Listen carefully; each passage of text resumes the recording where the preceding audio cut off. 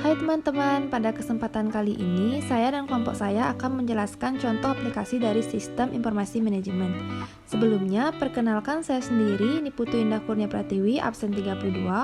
Adapun anggota dari kelompok saya yaitu Perkenalkan, nama saya Nikoma Sindiariasih, absen 30. Baik, perkenalkan nama saya Nikada Ulan Adiantari, absen 29. Perkenalkan, nama saya Niputu Tasya Winanda Manika, absen 33.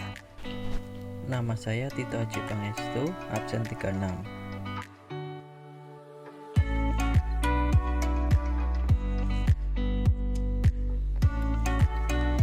Sebelum ke contoh aplikasi sistem informasi manajemen, pengertian dari sistem informasi manajemen itu adalah sekelompok atau sekumpulan proses di mana data dapat diolah, dianalisis, dan ditampilkan supaya data tersebut menjadi berguna untuk kebutuhan pengambilan suatu keputusan.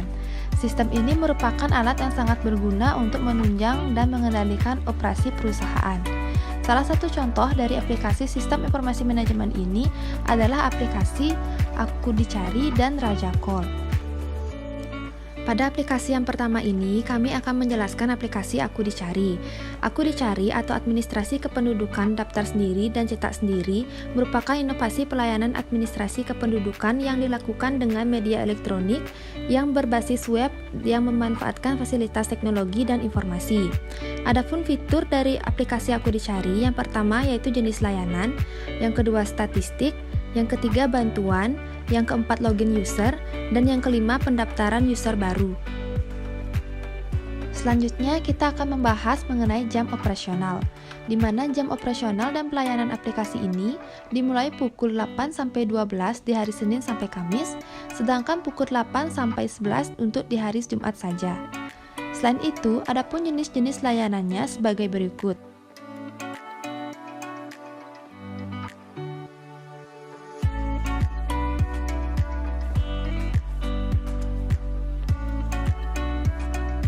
Selanjutnya terdapat menu statistik. Dalam menu ini akan menampilkan jumlah layanan pada hari yang bersangkutan. Pada tampilan ini dapat dilihat bahwa terdapat 641 orang yang melakukan registrasi dan 333 orang yang melakukan pengajuan, dengan rincian pengajuan sebagai berikut. Oke, selanjutnya kita masuk ke halaman FAQ atau Frequently Asked Question atau pertanyaan-pertanyaan yang paling sering ditanyakan oleh masyarakat, yang mana pihak Disduk Capil sudah merangkum jawaban-jawaban dari pertanyaan-pertanyaan tersebut, seperti yang terlihat pada dashboard.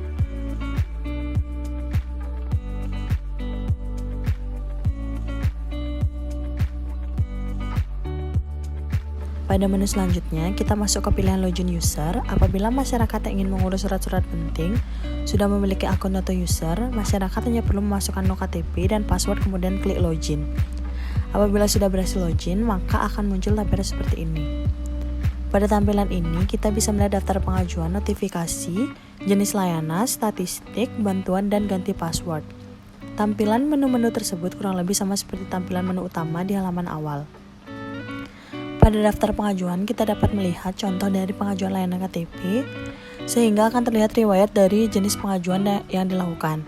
Selain itu, kita bisa melihat identitas dari pemohon pengajuan. Pada menu ini juga, kita bisa melihat timeline dari pengajuan-pengajuan yang sudah dilakukan, dan juga pada menu ini akan menampilkan detail dari proses pengajuan. Lanjut pada menu terakhir ini akan menampilkan bagian cara pendaftaran untuk user baru. Pada menu ini dikhususkan bagi masyarakat yang belum memiliki akun atau user. Berikut langkah-langkah untuk mendaftarkan pembuatan user baru.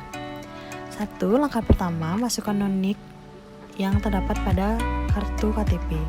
Langkah kedua, masukkan nama lengkap pengguna. Langkah ketiga, masukkan no KK yang terdapat pada kartu KK. Lalu langkah keempat, masukkan password yang kita buat sendiri. Gunanya selain untuk keamanan dapat juga mempermudah login kembali apabila sudah memiliki user. Langkah kelima, ulangi masukkan password yang sudah dibuat sebelumnya. Langkah keenam, masukkan no HP pengguna. Dan langkah terakhir, masukkan alamat rumah pengguna, lalu klik kirim data. Baik, kesimpulan aplikasi. Aplikasi pengajuan online Dinas Kependudukan dan Pencatatan Sipil Kabupaten Bandung yang mana bertujuan untuk mempermudah masyarakat dalam mengurus surat-surat penting seperti kartu keluarga, kartu tanda penduduk, dan administrasi lainnya. Selanjutnya ada saran aplikasi. Sebaiknya menambahkan fitur aplikasi untuk iOS agar pengguna iOS mudah untuk mengakses aplikasi seperti pengguna Android.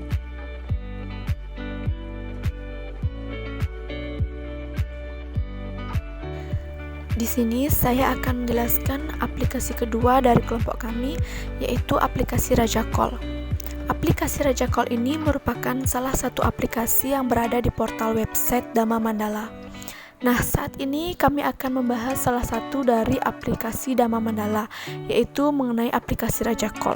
Rajacol atau Rekomendasi Izin Usaha Jasa Konstruksi Online ini merupakan suatu sistem berbasis aplikasi website yang digunakan dalam pengurusan rekomendasi teknis IUJK atau Izin Usaha Jasa Konstruksi Nasional di lingkungan pemerintah Kota Denpasar.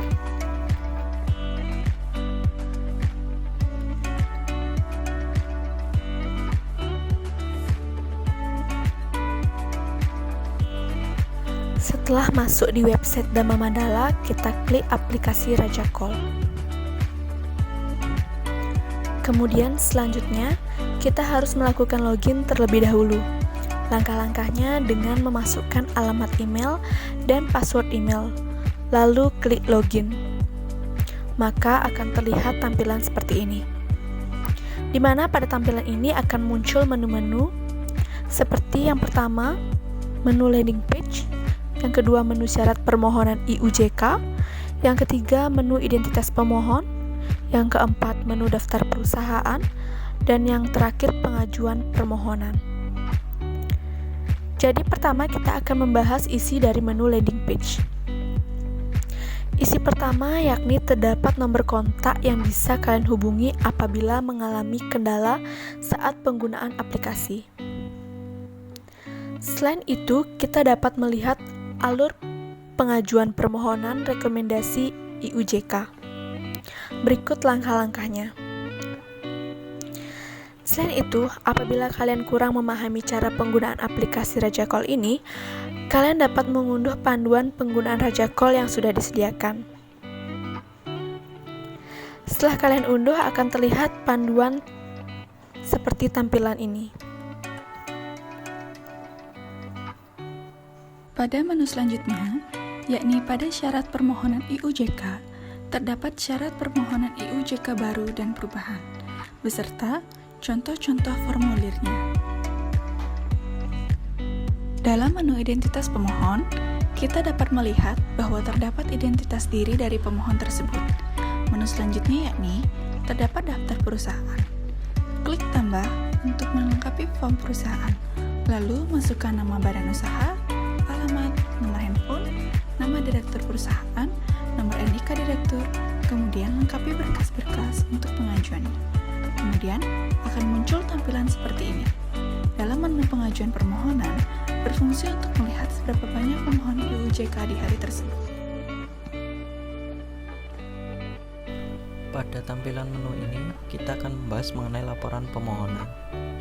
Yang pertama terdapat pada menu dashboard, di mana pada menu ini kita dapat melihat jumlah pemohon yang terdaftar pada aplikasi, jumlah pemohon hari ini, bulan ini, dan tahun ini. Yang kedua, terdapat menu rekapitulasi, di mana pada menu ini kita dapat melihat grafik pemohon serta grafik yang diterima dari periode tahun ke tahun. Kemudian pada menu kelola, dalam menu ini kita dapat melihat verifikator dan admin pada sistem Rajacol. Selanjutnya pada menu permohonan. Pada menu permohonan ini kita dapat melihat pengajuan permohonan, permohonan yang terverifikasi, permohonan yang disetujui, dan permohonan yang sudah selesai. Dan terakhir pada menu laporan, kita bisa melihat laporan permohonan dari waktu ke waktu, seperti laporan bulanan dan hariannya. Untuk laporan bulanan, kita bisa klik pilihan simpan data dan klik bulan ini, lalu tampilkan data, maka akan terlihat laporan permohonan pada bulan tersebut. Begitu pula apabila kita ingin mengecek laporan menggunakan rentan waktu. Caranya, kita perlu mengganti waktu atau tanggal yang ingin dicek, lalu klik apply dan klik tampilkan data, maka data akan terlihat sesuai dengan yang kita inginkan. Kesimpulan aplikasi. Pertama, sistem pengurusan rekomendasi teknis IUJK izin usaha jasa konstruksi nasional di lingkungan pemerintah Kota Denpasar. Kedua, mempermudah layanan administrasi kepengurusan izin usaha jasa konstruksi di lingkungan pemerintah Kota Denpasar. Saran aplikasi. Pertama, penambahan fitur untuk versi iOS-nya agar pengguna Android maupun iOS dapat mengakses situs tersebut dari aplikasinya langsung dan tidak perlu mengakses lagi lewat web. Kedua, peningkatan dari segi promosi situsnya agar banyak orang lebih mengetahui tentang aplikasi ini karena aplikasi Rajakol belum cukup dikenal oleh masyarakat luas, terutama masyarakat Kota Denpasar. Baik, sekian presentasi dari kelompok kami. Semoga video ini bermanfaat bagi kalian semua. Sampai jumpa.